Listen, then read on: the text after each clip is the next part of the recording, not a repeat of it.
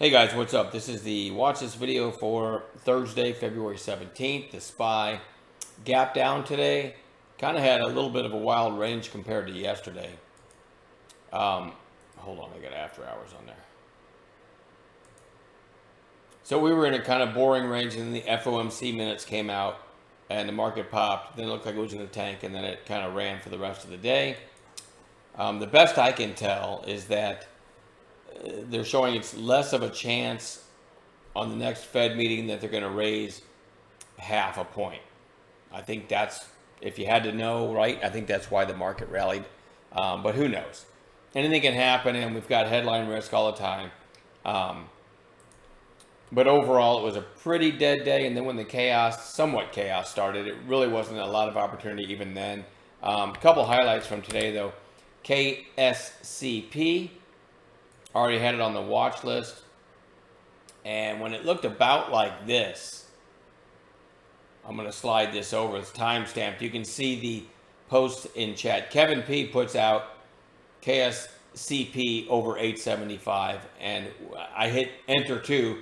3 seconds later, I had the same idea, right? It tells you that we're looking for the same stuff, right? A+ setups. Now, why over 75? Well, it put in its high. Keep in mind, it was already on the watch list because I like the daily chart. It put in its high at 875. These are 5-minute candles.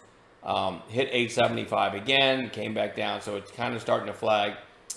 So my thinking is you've got a 3/4 number, the 0.75, as the high of day. So you have a 3/4 number inflection point possible on a recent high flyer, and another reason I liked it, yesterday's high, is a dime above the 875. And then the previous day is not that far above that at 935, right? So you had stacked catalysts. The first catalyst, just a dime above. Wait for it.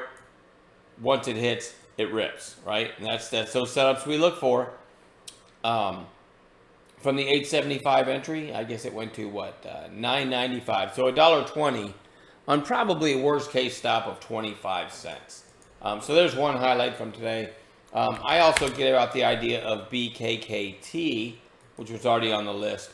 I noted that it put in its early high at 852 and then a lower high at 850. So when it looked about like this, I gave the idea back through 850. It's probably going to take out the high of day, and then you've got yesterday's high above. Wait for it. There it is. And had a nice move to 901, something like that. So there's a couple highlights from the day. What are we watching for tomorrow? UPST, big breakout today, and a pretty darn strong close. So we're going to watch that one for a possible A+ setup. DWAC gapped up today. Oh, that was another call from today. Kevin P gave this one second mouse through 86. You also could have Tokyo'd it anywhere around there before it got to 86. But even if you took the 86 break, within 5 minutes, you were up $1.50 before it rolled over. Anyway, I do want to watch this one tomorrow. And I did make money in Kevin P's idea there. I do want to watch this one tomorrow because there's some hype going around about this stock, and it's trying to squeak out of this kind of range it's in. CFVI pretty much moves with it and put in an inside day today, so we're going to watch that one. SPLK, I did not type that right. SPLK had the attempted breakout 2 sessions ago, then a lower high and another lower high. I still want to keep my eyes on that one. KSCP, I just talked about this one. Strong enough that we're going to watch it again. Topped out at 995 today.